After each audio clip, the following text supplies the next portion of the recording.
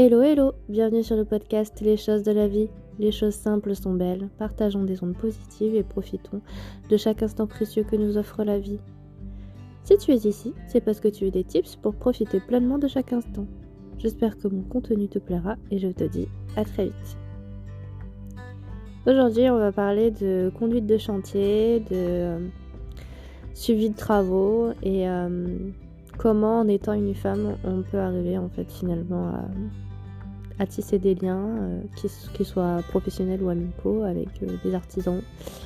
Et comment tout simplement arriver à gérer les difficultés inhérentes à un chantier. Ma première expérience de chantier, ça remonte à l'école. Ma deuxième année d'archi, on a fait 2 semaines de stage de suivi de chantier, mais bon, c'était... je me rappelle, j'avais fini le stage et j'avais dit à ma mère, hors de question, je ferai jamais de chantier de ma vie, c'est pas pour moi, on reste tout le temps debout, c'est fatigant, enfin bref. Et ma première expérience pro, quand j'étais à Altière, j'avais accompagné mon employeur 1 ou 2 fois sur les chantiers.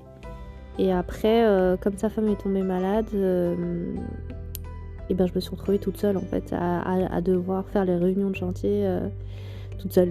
Donc je me rendais sur place. Ça va, le chantier était plutôt bien avancé, mais bon, c'était pas une construction neuve.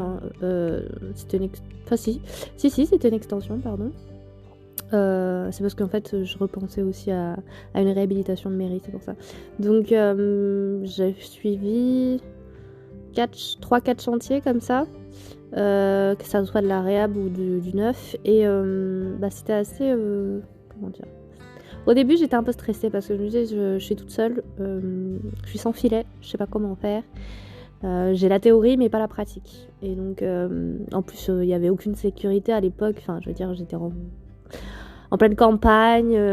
Moi, je vous en parlerai après, mais c'est vrai que contrairement aux autres chantiers que j'ai pu suivre dans l'agence d'après, j'avais pas toutes les normes de sécurité, j'avais pas les chaussures de chantier, j'avais pas de pays en fait, j'avais pas de casque, pas de gilet, enfin rien quoi. Pas les bonnes chaussures, enfin bref. Donc c'est sûr qu'avec mes dossiers sous le bras, j'arrive sur place, je rencontre les artisans, le maître d'ouvrage, et il me pose plein de questions, et des questions auxquelles je n'ai pas forcément de réponse, et les conseils que mon patron m'avait donné, c'était si tu ne sais pas, tu ne réponds pas je ne sais pas, d'accord, tu réponds, et c'est la phrase qui m'a sauvée de nombreuses fois, et je le reconnais, c'est faites au mieux. Et il avait raison de me dire ça, faites au mieux, effectivement, c'est au moins démerdez-vous en fait, débrouillez-vous.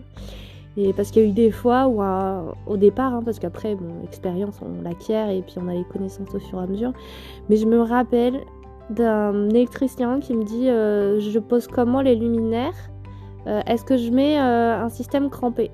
Et là je regarde et je dis faites au mieux, parce que je n'avais aucune idée de ce que ça voulait dire. Et je pense qu'il l'a vu que je savais pas, mais alors là... En plus, je me rappelle, il y a certains artisans qui faisaient exprès de poser des questions un peu pièges pour savoir si je m'y connaissais ou pas.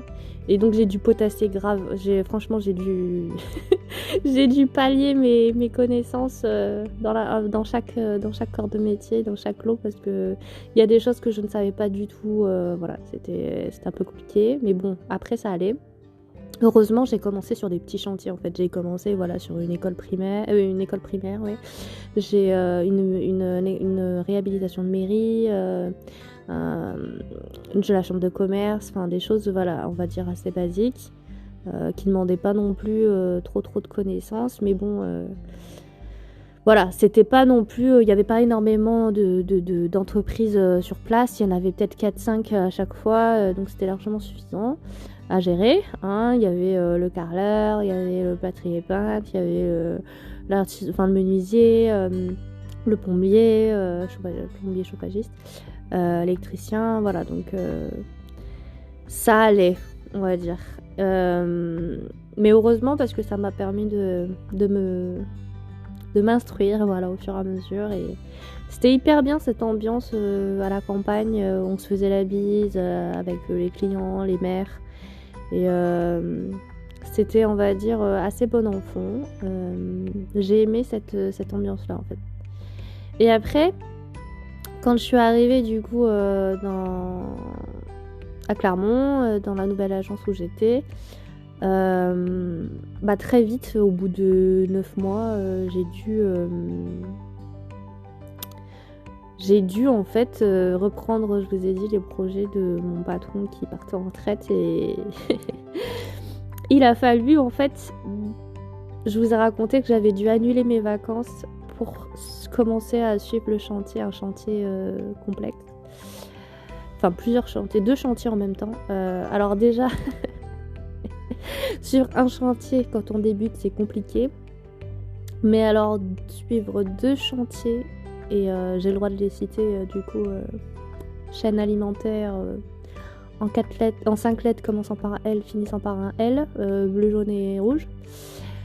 Comment vous dire qu'au début, j'ai fait la première réunion avec mon patron avant qu'il parte. Faut vous resituer quand même parce que je suis la seule femme et je suis entourée d'hommes. Il y a 30 entreprises qui sont gérées que par des mecs qui ont une certaine expérience, qui sont pour la plupart âgés entre 40 et 70 ans. Donc c'est pas à eux qu'on va leur apprendre quoi que ce soit. Faut pas venir en les prenant de haut, surtout pas. Mais il faut quand même arriver à se faire respecter pour pas qu'ils vous disent... parce que j'ai des collègues pour qui c'est arrivé justement d'être prise vraiment pour un petit agneau qui n'y connaît rien et tout. Donc ça c'est ce qui m'était arrivé un petit peu au début, au tout début de mes années d'expérience. Et là c'est vrai que il a fallu montrer dès le départ que on s'y connaît, mais pas trop, être humble. Si on ne sait pas, on ne sait pas, mais pareil, on ne le dit pas. Comme je disais, je me suis toujours gardée en tête la fameuse phrase « faites au mieux ». Et en fait, je suis rentrée dans le bain plutôt par la partie technique parce qu'il a fallu que... C'est assez particulier avec cette entreprise, avec ce client, pardon. C'est qu'on fait des réunions techniques avec les entreprises avant de les sélectionner. Donc c'est des réunions qui durent très longtemps. J'ai passé des jours entiers, notamment pour un projet de construction neuve.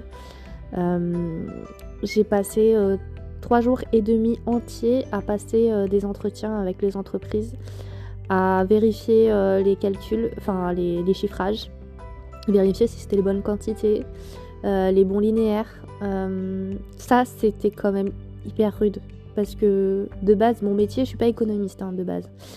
Et j'ai appris, en fait, avec le temps, à vérifier, à passer des heures sur les lignes pour des PGF, donc des compositions des prix global et forfaitaire, ça veut dire. Et c'est assez compliqué parce que j'ai une trentaine de lots à vérifier. Multiplié par le nombre d'offres reçues par les entreprises. Donc c'est très chronophage. Et c'est surtout qu'il y a des choses que je ne savais pas. Quand vous avez une dizaine de pages du lot électricité, où vous avez des choses que vous ne connaissez pas, il a fallu que j'apprenne. Il a fallu que j'apprenne parce que pareil, il y a des choses qui étaient écrites, donc j'ai pu m'en inspirer, mais les copier-coller, ça suffit pas. Faut vraiment maîtriser. Enfin, le lot alarme, le lot vidéosurveillance, le lot, tout ce qui est meubles frais, tout ce qui est frigo, en fait, tout ce qui est le froid. En fait, le lot froid, c'est quand même hyper complexe. Et je vais vous raconter après la suite sur le chantier comment ça se passe, parce que franchement... mais quand il y a un artisan qui vient me voir et qui me dit on la met où la prise X-Web, et je la regarde, je fais attendez, je vais vérifier sur les plans, je vais vérifier. Il me dit non parce que les plans ils ont changé, donc je voulais savoir si on la mettait à droite ou à gauche de la porte. Ah, eh bien je vais attendre le client parce que c'est lui qui saura vous répondre en fait.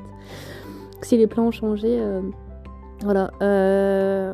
c'est des plans qui peuvent changer jusqu'au dernier moment. Moi, j'avais respecté les plans types et puis à un moment donné, voilà, on vous dit il faut rajouter un local consigne, faut rajouter, faut agrandir la salle du local info, faut agrandir tel espace et puis on se retrouve avec le fait qu'on peut pas étendre plus la surface de magasin. Donc je me suis retrouvée avec un local TGBT qui devrait être rectangulaire, mais là il était en forme de S. Et quand on a été arrivé sur le chantier, en fait, on a eu peur, enfin j'ai eu très peur que les armoires électriques passent pas. Et puis finalement c'est passé, mais ça a été ouais, c'était un petit enfer quand même, hein. Voilà, j'ai dû apprendre sur le tas en fait, tous les lots, j'avais 30 lots, et c'est surtout qu'en fait j'ai jamais eu autant de coactivité sur un chantier. J'avais jamais eu avant autant d'entreprises en même temps sur un chantier. Je pouvais avoir jusqu'à 10 entreprises différentes, voire plus, avec des entreprises à la fois titulaires et des entreprises sous-traitantes. J'ai jamais eu ça. Enfin, j'ai toujours eu maximum 4-5 entreprises sur un chantier. J'ai jamais eu 10-15 entreprises sur un chantier. À la fois à l'intérieur, à l'extérieur. Enfin, je me suis retrouvée avec des gens qui posaient des garde-corps, les panneaux photovoltaïques, l'étanchéité, en même temps que le maçon il était toujours présent. J'avais le paysagiste, j'avais les électriciens, j'avais le lot froid, j'avais le plaquiste, j'avais le peintre. Enfin, j'avais énormément d'entreprises en même temps, beaucoup d'effusions. Beaucoup de véhicules sur le chantier aussi, ça c'est quelque chose qu'il faut arriver à gérer. Heureusement, j'avais énormément de chance parce que cette entreprise, en fait, on travaille en binôme avec un conducteur de travaux et c'est grâce à lui que le planning était super bien ficelé.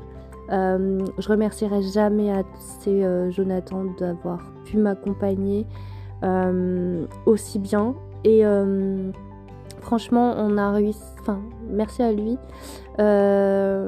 C'était un peu mon pilier quand même. Hein. Je le reconnais.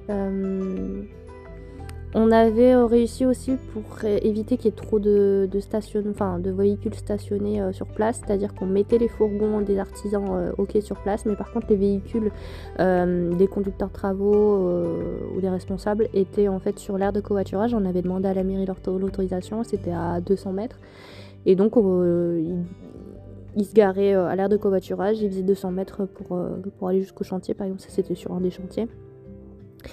Et ce qui était marrant, c'est que du coup, comme j'étais la seule femme, eux ils respectent très bien les règles, et bien du coup il y a des vestiaires en fait séparés, hommes, et moi j'avais droit, bon je les ai jamais utilisés, hein, mais du coup j'avais le droit à un vestiaire femme, j'avais le droit à un sanitaire femme, et donc du coup c'était super, sauf que bon, comme le véhicule, enfin c'était fermé parce que je venais 2 fois par semaine sur le chantier, voire 3, et en fait du coup c'était fermé, donc j'utilisais ceux des hommes, mais en soi ils étaient présents, donc c'était quand même pas mal.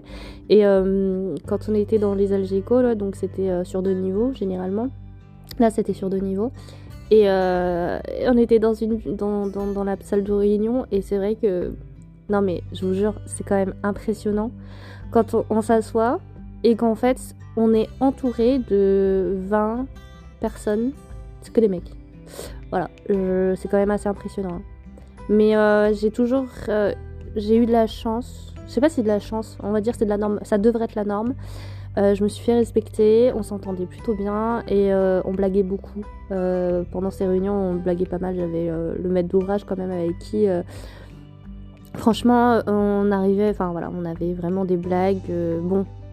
C'est vrai que des fois c'était un peu graveleux, un petit peu beauf, mais bon, on rigolait bien et c'est vrai qu'avec le maître d'ouvrage au départ, on n'était pas fait pour s'entendre. La toute première réunion, j'étais avec mon patron, il était là avec sa responsable développement et je me rappelle que j'avais tendu la feuille mais je l'avais balancée, j'avais pas fait le tour de la table parce que on était trop loin et j'allais pas me lever pour faire le tour, donc j'ai balancé la feuille à travers la table.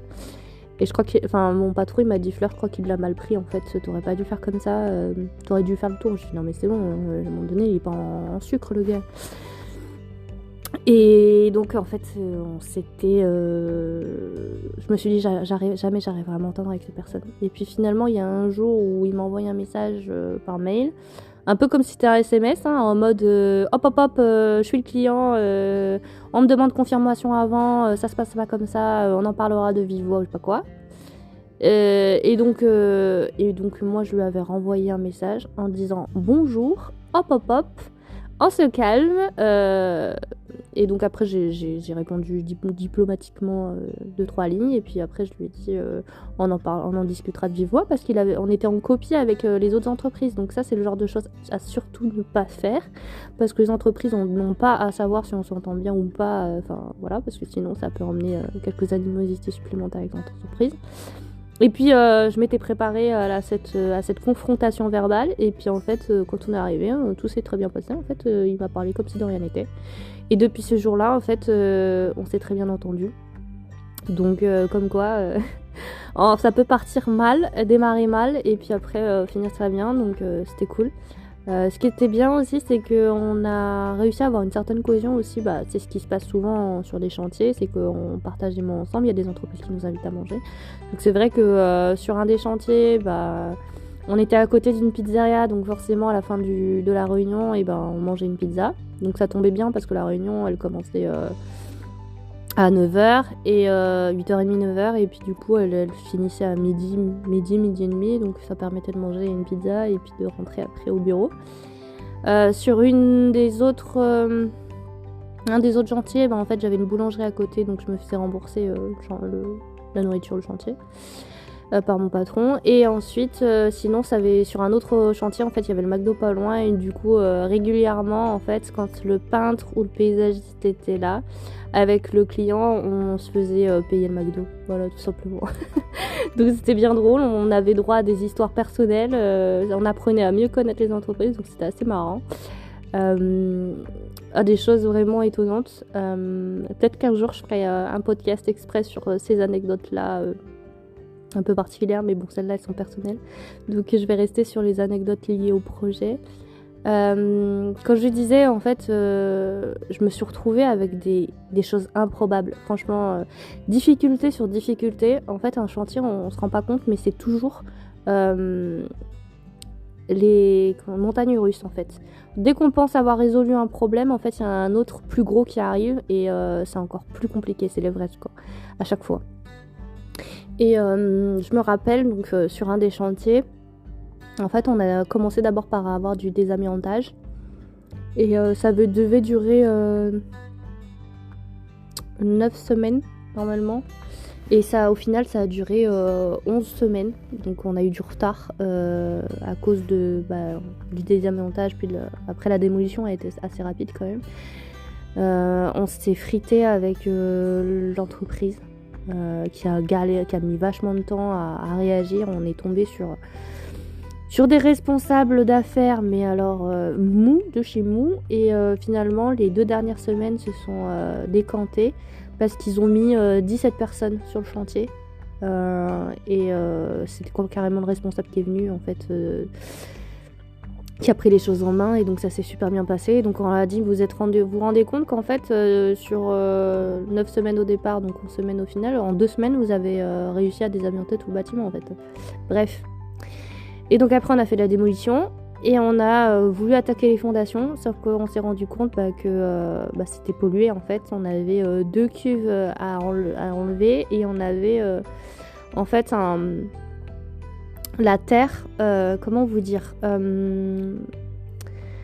déjà on avait un souci originel, on savait qu'il y avait de l'arsenic qui s'est produit naturellement en fait par réaction chimique dans le sol, donc il y en avait déjà je crois que 2000 ou 3000 mètres cubes de terre, je crois que c'était ça à peu près. Mais en plus de ça on s'est retrouvé, quand on a creusé pour faire les fondations, on s'est retrouvé avec en fait les nappes phréatiques qui étaient à moins de 3 mètres du sol. Et en fait, ces nappes, cette eau a été polluée par les cuves qui étaient présentes en fait et qu'il a fallu qu'on enlève. Donc on a commencé à pomper l'eau et à enlever la terre, à excaver la terre qui était polluée. Sauf que on s'est rendu compte que, étant donné que la nappe, avec infiltration et puis du coup il aurait fallu qu'on enlève toute la terre du site, mais ça aurait coûté des millions. Et donc on a fait le choix d'uniquement dépolluer la zone où on était. Pour pas... En fait, déjà rien que dépolluer la partie où on était, c'est monté à 300 000. Alors qu'à la base, on avait prévu une enveloppe bien moindre. Donc c'était énorme. Donc ce qu'on a fait, c'est que donc voilà, on s'est retrouvé avec un cratère. C'était un cratère le truc. Ça faisait 6 mètres de profondeur, 30 mètres de large, enfin de longueur et 10-15 mètres de largeur. On s'est retrouvé avec un cratère comme ça, sur 6 mètres de haut. Donc il a fallu qu'on remplace la terre, qu'on la tasse et qu'on fasse un changement de fondation, de type de fondation, parce qu'on avait des fondations qui étaient moins profondes que ça, on a dû faire des pieux, enfin bref, c'était une cata. On a perdu une semaine de chantier supplémentaire par rapport aux grosses œuvres, donc ça a été un peu flippant. Et puis c'est surtout que sur la partie où il y avait les 3000 m3 de terre polluée à l'armstonique, en fait il a fallu qu'on crée un bonbon. En fait on a encapsulé cette terre là, on l'a mise à l'intérieur d'une membrane étanche et on l'a enfouie donc, et au-dessus on a mis de la terre.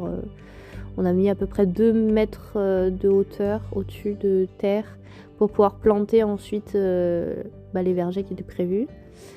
Donc voilà. Et après, on a pu enfin commencer la construction du bâtiment une fois que les fondations étaient prêtes. Voilà. Et en fait, le problème, c'est qu'en parallèle, j'avais des ombrières photovoltaïques installées. C'est la première fois que j'ai installé des ombrières photovoltaïques. Ah mais le truc c'est que c'était pas prévu, il y avait des réseaux qui étaient pas prévus en fait.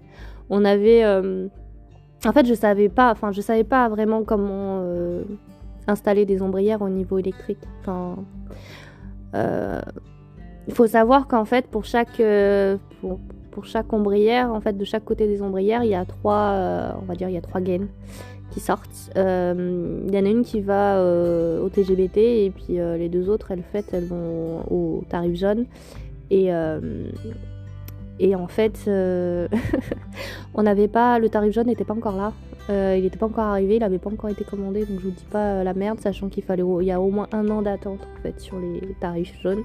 À l'époque, à cause de la crise de Covid et de fabrication et tout. Enfin bref, donc on a eu chaud, on a réussi à encabler. Le seul problème, c'est qu'au lieu de pouvoir avoir les 62 places initiales qu'on voulait en place électrique. Prévisionnel, parce qu'en fait on avait 8 places effectives électriques et 62 qui étaient prévues, donc on devait les câbler, donc on en a câblé la moitié parce que c'était impossible de câbler les autres, il aurait fallu un deuxième tarif jaune. Enfin bref, c'est assez compliqué, donc finalement on l'a pas fait. Mais par contre on avait tout le reste à gérer en même temps, on a eu beaucoup d'imprévus. Les espaces verts, c'est la première fois que je faisais un espace aussi fourni en végétaux. Je crois que vous vous rendez pas compte, mais genre on a eu un marché, je crois que le marché, je sais plus sur le prix final, mais je crois que c'était entre 150 et 200 000 euros. C'est colossal pour un lot espace vert. On avait 115 arbres à planter, on avait 200 espèces végétales différentes, on avait des espèces de plantes aquatiques pour le bassin. Bon, finalement, c'est un gros flop parce que le bassin, il est pas en eau tout le temps. Donc, du coup, elles ont crevé les plantes, mais c'est pas grave. On a mis 3 ruches sur le projet.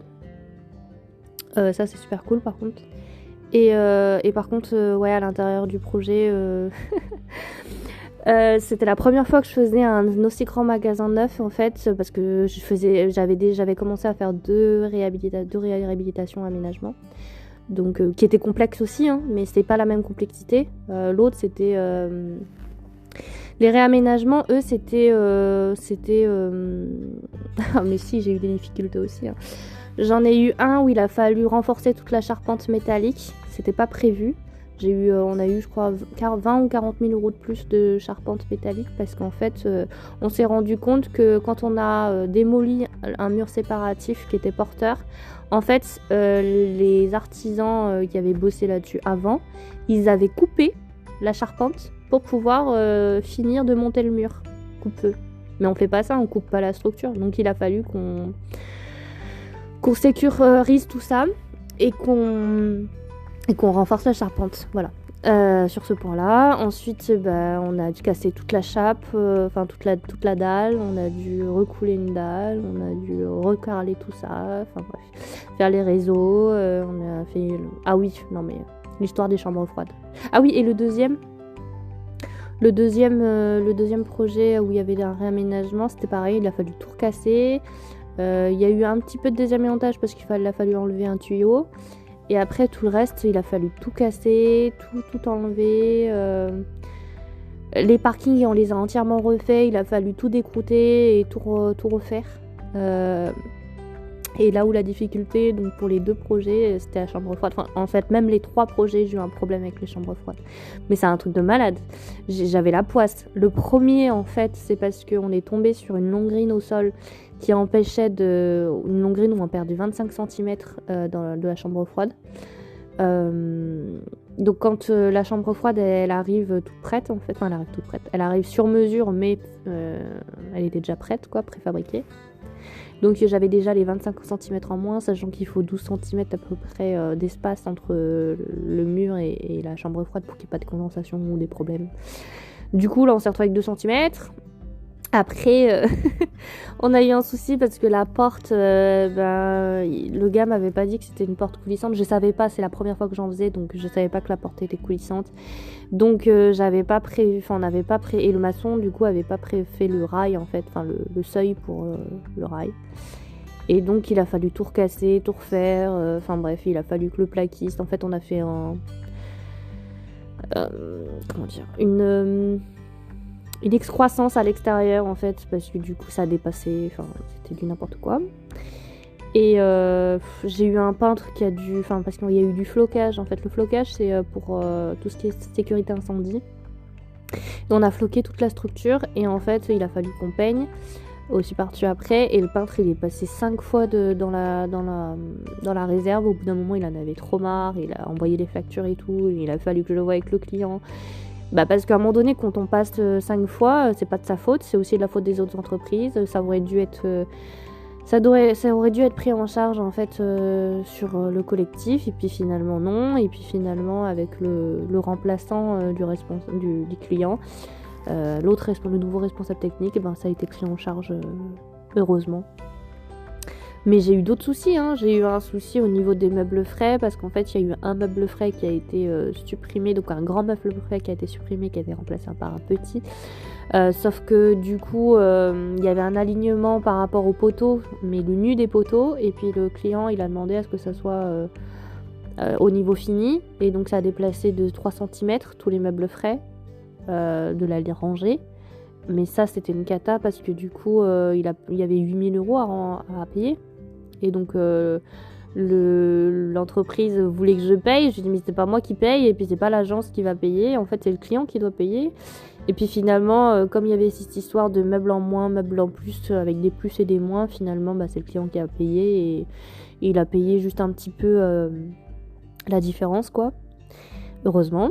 J'ai eu des soucis parce qu'en fait le problème c'est que les caisses elles sont mises à la fin du chantier, alors que les gondoles ont été positionnées, les éclairages ont été positionnés, sauf qu'il faut aligner les éclairages dans l'axe des caisses. Du coup il a fallu tout bouger. L'électricien au dernier moment, à 5 jours d'ouverture du magasin, faut qu'il déplace tous ces éclairages, faut qu'il déplace et le climaticien là, il doit bouger ses caisses de chauffage, clim, et c'est une catastrophe en fait. Et les dalles de faux plafond, celles qui ont des trous, faut les remplacer. Moi j'ai dû demander à ce qu'on me ramène du stock. Enfin bref, c'était à chaque fois la même chose en fait. À chaque fois au dernier moment, on a l'électricien qui doit tout bouger, alors que c'est censé être calé. Mais bon, c'est les aléas. Après, donc sur le magasin neuf, en fait, on a eu des soucis aussi. On a eu plein de merdouilles. Au niveau de la charpente, ils avaient oublié une poutre. Du coup, c'était trop tard pour la fabriquer. Donc du coup, on a demandé au maçon. En plus, Le maçon c'était pas prévu non plus, il a enlevé, c'était un mur en parpaing, donc on lui a dit de la mettre toute hauteur pour que ça remplace la poutre au niveau de la structure. Voilà, il y avait des choses comme ça qui étaient pas prévues. La chambre froide, pareil, j'ai eu un souci de dimension, mais là c'était pas de mon ressort, c'était pas mon problème à moi en fait, c'était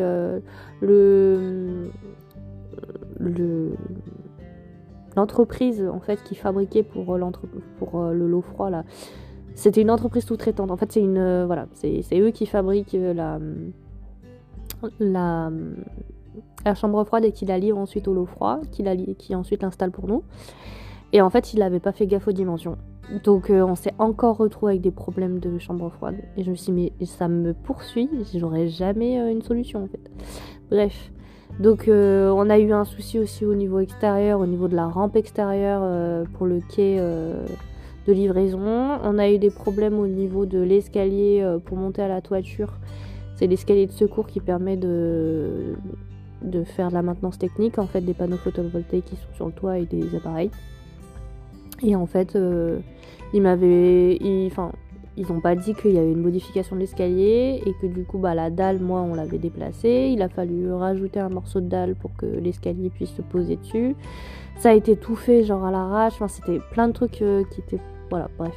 Et à l'arrière, il a fallu... Il y a des choses qu'on n'a pas pu faire comme on le voulait. On n'a pas pu planter comme on voulait. Parce qu'il y avait la présence d'un mur de soutènement et que il y a des choses qui étaient plus ou moins comprises en fait dans le marché et qu'on n'a pas pu réaliser. Enfin bref, donc ça c'est des choses compliquées à gérer. On est un peu déçus en tout ce qui est réalisé, en tout ce qui est fait, mais bon, dans l'ensemble ça allait. Sur la façade de devant, en fait à la base on avait donc un bardage bois, mais l'entreprise elle avait jamais fait ça. Donc elle a passé... je crois qu'elle a passé 5 semaines au total à faire son bardage bois avec. Et ensuite, il y a le peintre qui est venu peindre à l'intérieur. Mais à la base, ça devait être de l'enduit matricé. Mais du coup, bon, c'est mal compris. Le peintre aurait dû passer avant pour faire une sous-couche d'enduit en dessous du bardage. Mais il n'a pas eu le temps. Donc voilà. Ensuite, on avait choisi une entreprise de menuiserie, sauf qu'elle n'avait jamais encore travaillé pour ce client-là. Et donc la façade rideau, elle a mis une éternité à la faire. Bon, elle a réussi à la faire, elle est très belle la façade rideau. Hein.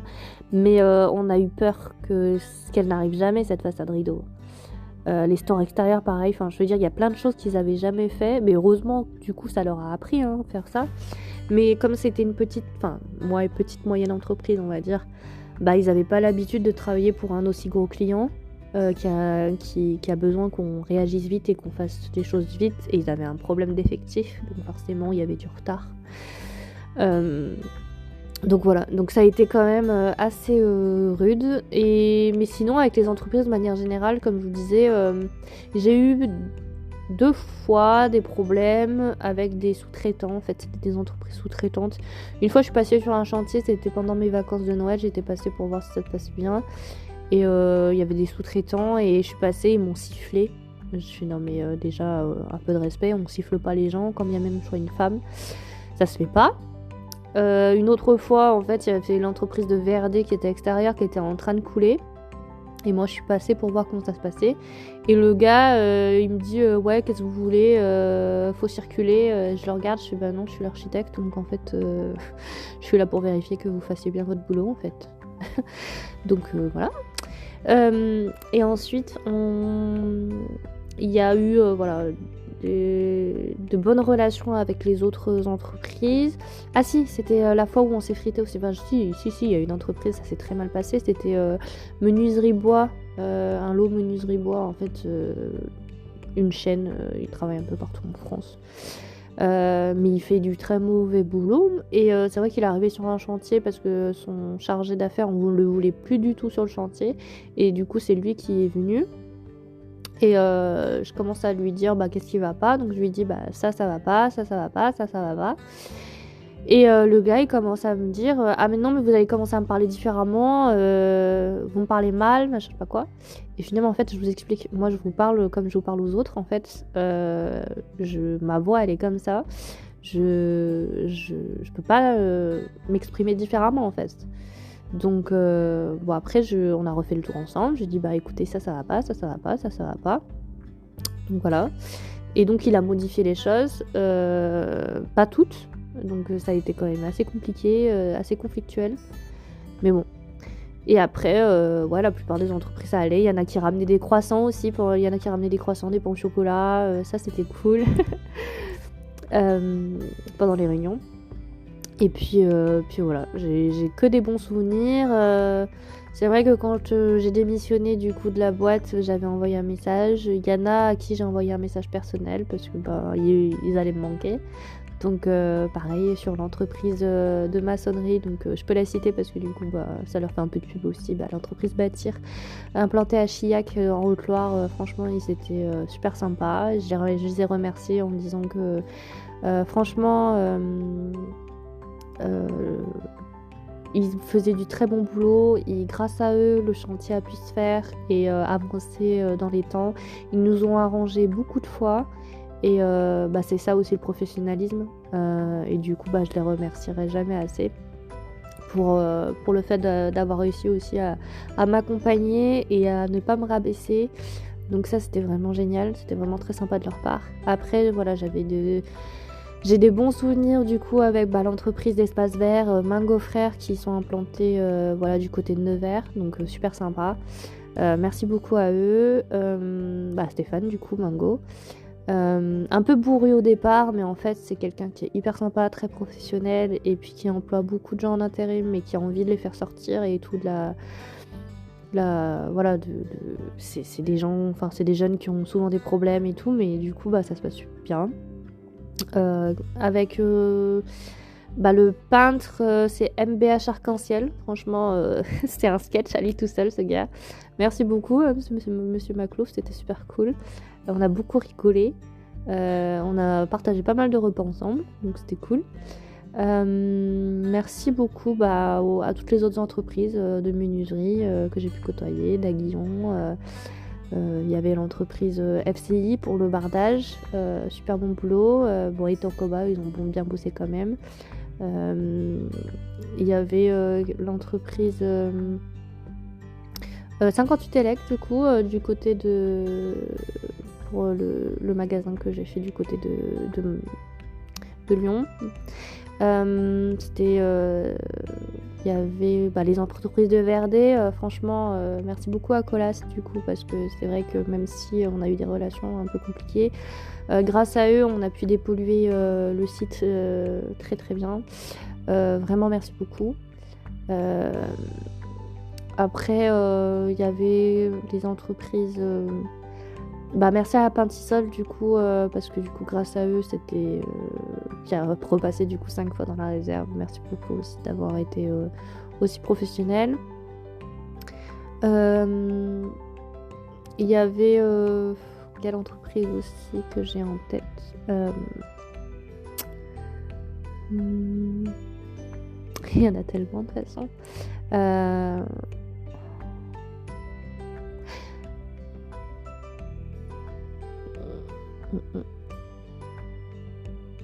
Du coup les entreprises Axima, froid réfrigération, c'est eux qui ont les marchés en général pour le lot froid.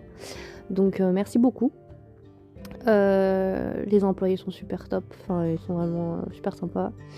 Merci beaucoup à 2CE qui a bossé en fait aussi en électricité du coup. Merci beaucoup parce que du coup ils nous ont vachement bien aidés. Réactifs, ils ont bien pareil pour froid climat aussi, qui nous ont bien sauvé la mise pour certaines fois.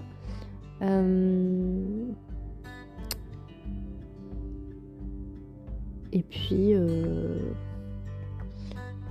puis merci beaucoup aussi aux vigiles qui étaient tout le temps présents. Merci à Alex et du coup Mohamedou qui faisait le nettoyage. Et puis voilà, j'ai fait le tour des entreprises. Ah si, du côté de Thiers, j'avais des entreprises que je voulais remercier. Je sais pas si elles sont toujours en fonctionnement ou pas. Mais c'est vrai qu'à Thiers, j'avais des entreprises que j'appréciais énormément. Donc merci, il y avait Unibat, il y avait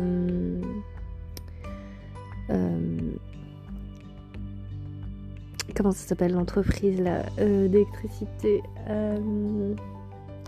c'est le maire de Visconta qui a cette entreprise d'électricité. Ah, j'ai oublié le nom, mais bon, comme ça. Il y a l'entreprise de maçonnerie. Ah oui, comment il s'appelle? Pradier. Alors Pradier, c'est pour le carrelage. Très bon boulot. Ah, comment il s'appelle, le maçon? J'ai complètement oublié le nom. Je l'avais tout à l'heure. Bref, ils se reconnaîtront si jamais un jour ils passent sur ce podcast. En tout cas, j'ai beaucoup aimé travailler avec eux. Très professionnels et je leur souhaite en fait de continuer encore longtemps comme ça. Donc voilà, j'ai fait le tour, je crois, de ces petits chantiers là.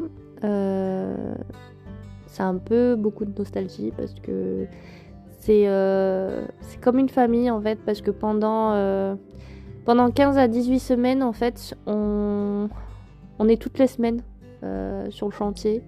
Eux ils y sont en tout cas toute la semaine et nous on vient 2 à 3 fois par semaine pendant ces 15 à 18 semaines et voilà, c'est une relation forte qui se crée en fait avec les entreprises. Ils ont d'autres chantiers certes, mais ils se rendent pas compte. Voilà, c'est vraiment une expérience particulière. Le bâtiment, la construction, c'est vraiment un univers à part où il y a vraiment, il y a de l'entraide, il y a de la solidarité. C'est incroyable. Cette émulsion, cette ferveur, cette animation qu'il y a aussi sur le chantier, il y a toujours du monde. C'est fou de se dire qu'avant un chantier c'est très calme, ensuite c'est l'effusion et puis ensuite c'est fini. Ce qui est impressionnant peut-être que je tiens à le souligner, c'est quand le chantier s'arrête, que y a le nettoyage qui passe et que le magasin par exemple il est vide, il y a toutes les lumières et le jour de l'ouverture, en fait, c'est noir de monde et le bâtiment, après, il vit sans vous. Ça, c'est incroyable, en fait. C'est un sentiment... C'est incroyable parce qu'on s'approprie le projet et, en fait, à partir du moment où on le livre, c'est plus à nous, c'est plus notre bébé, en fait. Il vit tout seul. Il vit avec les gens qui sont employés, avec les employés qui sont dedans, avec les clients qui y vont. Et donc, c'est assez incroyable, en fait, comme sensation. C'est une naissance. Et pareil, quand on suit un projet, là, dernièrement, j'ai pas suivi le chantier, mais j'avais fait toute la phase amont du projet et je suis allée le voir, du coup, c'était le mois dernier. Et c'était assez impressionnant de voir l'avant-après et de me dire, je suis arrivée là quand le bâtiment, était encore un entrepôt. Et qu'aujourd'hui, c'est une halle gourmande qui est noire de monde et qui vit sa vie, en fait. C'est assez impressionnant, c'est à la fois de la fierté et en même temps de la nostalgie parce qu'on dit c'est un peu grâce à nous que il existe cet endroit, mais personne ne le saura. c'est assez c'est assez émouvant aussi de passer à chaque fois devant ces projets et de dire j'ai contribué à ce que ce projet naisse et vive maintenant sa propre vie. Donc voilà, c'est un peu la beauté de suivre des chantiers. C'est beaucoup de pression, c'est beaucoup de stress, c'est beaucoup de nuits blanches aussi, d'inquiétude, de téléphone qui sonne. Moi je me rappelais quand j'étais en voiture, j'avais des appels tout le long du trajet. Je faisais un trajet d'une heure, 1h30 en fait, et j'avais tout le trajet, j'avais des appels des entreprises qui m'appelaient pour me dire il y a ça comme problème, comment on gère ça, ça j'ai un problème. Et pareil, il y avait tout ce qui est après lié aux facturations, j'ai un problème, je suis pas payée, machin et tout. Là je comprends pas pourquoi j'ai eu des pénalités, tout ça. Bref, ça ce sera peut-être l'occasion d'un autre autre podcast pour vous raconter comment ça se passe. Mais voilà, c'était mes souvenirs de chantier qui me font du bien d'y repenser. Mais du coup, pour être honnête, même si ça me manque, je suis quand même contente de ne plus avoir le stress lié au chantier, au suivi des chantiers. Mais pour toutes les personnes qui ont envie peut-être de devenir conducteur de travaux ou architecte, franchement, c'est une belle expérience de vie. C'est vraiment quelque chose de très beau. Voilà.